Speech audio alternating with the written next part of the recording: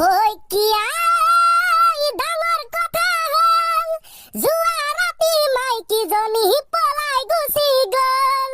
যোৱা ৰাতি মাইকীজনী পলাই গুচি গ'ল পিছে পিছে খেদিলো খালে বামে পৰিলো পিছে পিছে খেদিলো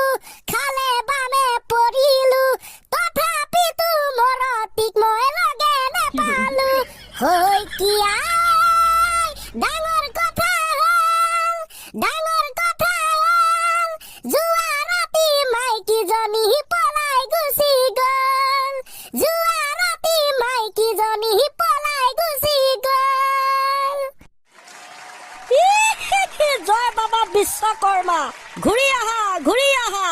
নহ'লে আছে দিগদাৰ সদৌ অসম বৰলাখন ঠাই দিব ধিক্কাৰ উপায়বিহীন এই জীৱন পেট্ৰল শেষ নোহোৱালৈকে চলিব আমাৰ এই বাহন V V V V V V V V বোলে আও হৰি আও ৰাম পথাৰত কাটি শেষ হ'ল মানুহবোৰৰ ধান অ' ছাৰ ভালে আছে আমাৰ দেখা দেখি দেখোন বহুত দিনৰ মূৰত হৈছে নকবি আৰু কামৰ পেচাৰ তাকে ছাৰ স্কুললৈ নতুন নতুন শিক্ষক পঠাই দিলে আমি আৰু কি কম ন ছাৰ এইবোৰ চৰকাৰৰ নীতি নিয়ম বুজিছ চব চৰকাৰেহে জানে কি কৰে কি নকৰে বাৰু দে ক্লাছটো আমি আৰম্ভ কৰো কালি ভাৰত পাকিস্তানৰ খেল চালি নাই চালো ছাৰ খেলৰ সম্পৰ্কে দুটামান কথা কম বুলিহে এতিয়া মানে বিচাৰিছো আৰু গাইছ দে ভাল হ'ব সকলোৱেতো কালি ভাৰত পাকিস্তানৰ ক্ৰিকেট খেল এনজয় কৰিলে আৰু হেতুকে আমাৰ যাত্ৰা হৈছে আৰম্ভ বোলো আও হৰি আও ৰাম ছচিয়েল মিডিয়াত মানুহবিলাক হৈ পৰিল একোটা ভিউজ এই মুহূৰ্তত দিব বিচাৰিছো গাইছ এটা বিগ ব্ৰেকিং নিউজ লাই পালেং লফা ভাৰতৰ হাতত পাকিস্তান হৈ পৰিল একেবাৰে চাফা পাকিস্তানৰ মানুহে পাকিস্তান ক্ৰিকেট টিমক কৰিলে বৰখাস্ত ভাৰতৰ হাতত পাকিস্তান হ'ল বৰ বেয়াকে পৰাস্ত চলি আছে বন্ধুসকল চেম্পিয়নছ ট্ৰফি ভাৰতৰ হাতত বিধ্বস্ত হৈ পাকিস্তান গ'ল উৰি আৰুনো কিমান জ্বলাবলে বাকী পাকিস্তান ফ্ৰেণ্ডক হৈ গ'ল ছাৰ বাদ দিলো আৰু জ্বলন নিদিও হৈ যাব বহুত হ'ল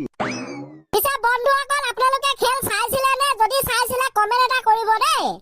আৰু ল'ৰাহঁত ঝুমুৰ নৃত্যৰ কথা তহঁতে পাহৰি গলি নেকি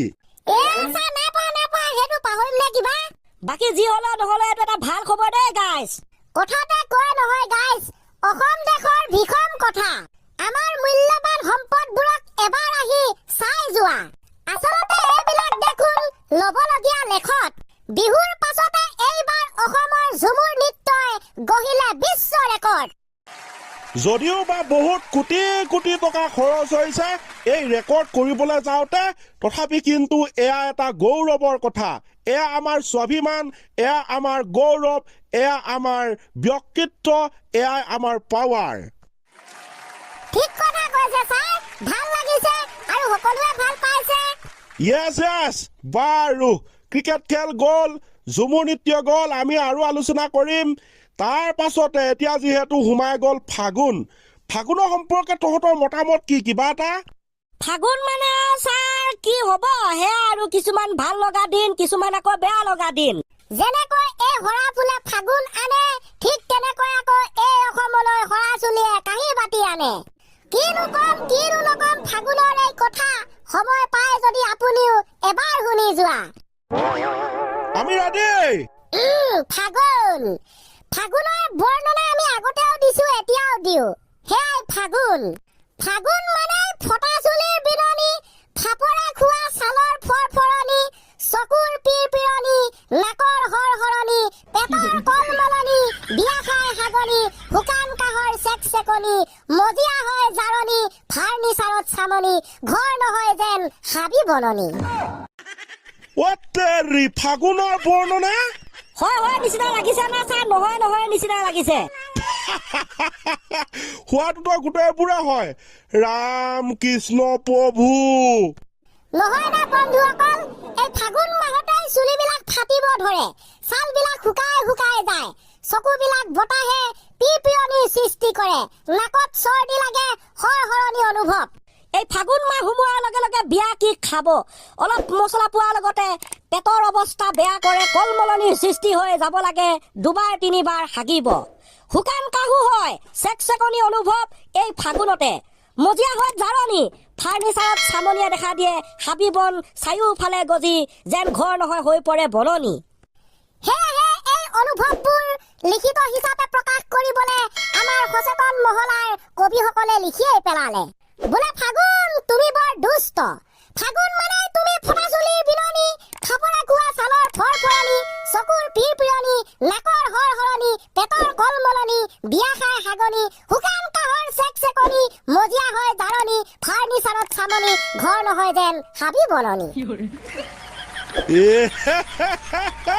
বঢ়িয়া বঢ়িয়া বঢ়িয়া সুন্দৰ বৰ্ণনা থেংক ইউ ছাৰ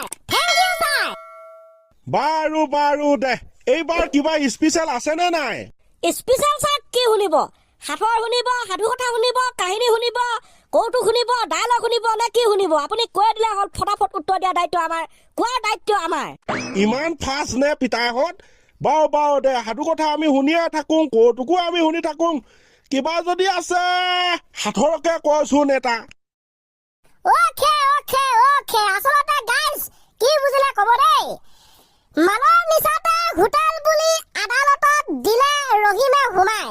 হুলস্থুল দেখি হুলস্থুল শুনি জজ চাহাবে ক'লে অৰ্ডাৰ লগে লগে বহি নাথাকি তপৰাই ৰহিমে দিলে উত্তৰ 1 প্লেট চিকেন 2টা কোৱাটাৰ What the ৰিহা ও হুলস্থুল শুনি জজ চাহাবে ক'লে অৰ্ডাৰ ৰহিমে উত্তৰ দিলে 1 প্লেট চিকেন 2টা কোৱাটাৰ উত্তেৰি বুজিলে নে গাইজ কিয় নুবুজিব হে আদালত বুলিনো ৰহিমে কি জানে হয় হোটেল বুলিহে ভাবিছিলে অৰ্ডাৰ কৰোঁতে কি অৰ্ডাৰ লাগে সেইটো বুলি ভাবিছে মাৰি দিলে 1 প্লেট চিকেন 2টা কোৱাটাৰ আৰুনো গাইজ আজিৰ সমাজ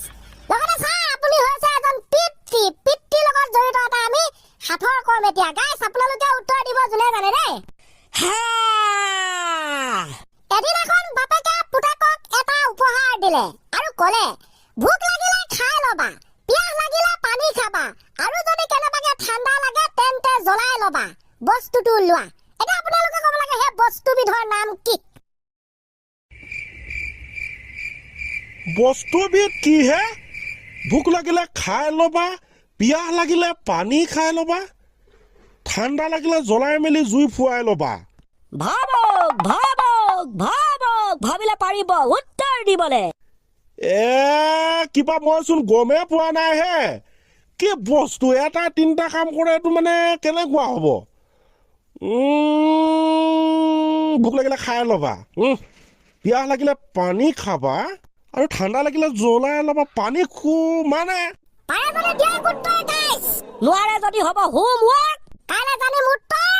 সেই জাতীয় কৰিবগে লাগিব পাই এতিয়া উপায় নাই পাই কি বস্তু হয় এইটো কোনে পাৰে কমেণ্টত উত্তৰ দিবচোন গাইজ তেনেহ'লে ছাৰ ভাল হৈছে তেনেহ'লে কাইলৈ ময়ো উত্তৰ দিবলৈ চেষ্টা কৰিম সময় গৈছে বাগৰি ইমানতে আজি খতম কৰিব লাগে হ'ব লাগে